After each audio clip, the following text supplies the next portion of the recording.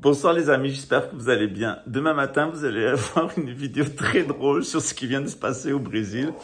Et après avoir fait l'édition de cette vidéo, l'avoir enregistrée, l'avoir publiée pour demain matin, j'ai appris une nouvelle. C'est que dans différentes villes du Brésil, les bolsonaristes qui voulaient un coup d'état militaire, qui attendaient un coup d'état militaire aujourd'hui, eh bien, ils se sont mis devant, dans différents points stratégiques, etc. Ce soir, il n'y a plus aucun blocage au Brésil, tout va bien, les routes sont libérées, etc. Il n'y a plus de manifestants. Le ministre de la Justice et le directeur de la police fédérale routière vont vers la prison. Hein. Il y a une enquête très grave qui est diligentée contre eux et contre Jair Bolsonaro, puisqu'il avait appelé aujourd'hui avec le général Mourão un coup d'état. Les deux vont très certainement aller en prison ou s'enfuir. Ça nous arrangerait qu'ils s'enfuient, comme la députée Zambélix, qui après avoir pointé une arme sur un journaliste du PT, un militant des droits de l'homme, elle a planté une arme dessus, comme ça elle a failli le tuer, elle s'est enfuie vers les États-Unis.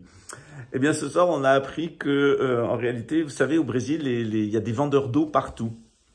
Ils vendent ça dans des petits sachets ou dans des bouteilles, etc. Il faut bien voir si en haut c'est bien fermé, parce que souvent c'est de l'eau du robinet. Et donc, vous risquez d'avoir des problèmes intestinaux.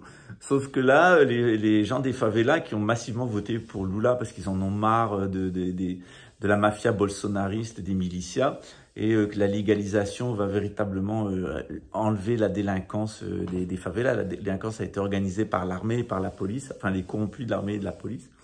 C'est pour ça qu'ils ne voulaient pas de la libéralisation des drogues et d'un traitement médical des drogues, ils voulaient un traitement policier parce que ça leur rapporte énormément d'argent. Voilà, et surtout à Bolsonaro lui-même. Hein. Je rappelle qu'il avait acheté 41 maisons à Rio en argent liquide.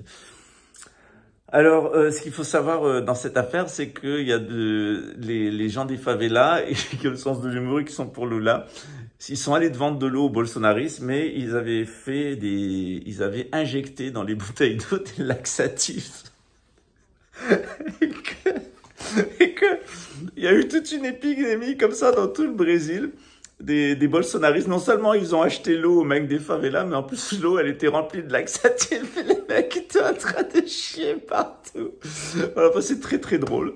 En tout cas, moi ça me fait rire parce que je trouve que les Brésiliens sont toujours extrêmement créatifs. C'est un peuple absolument génial. Moi j'adore la créativité des Brésiliens et ça manque jamais d'humour. En tout cas, voilà.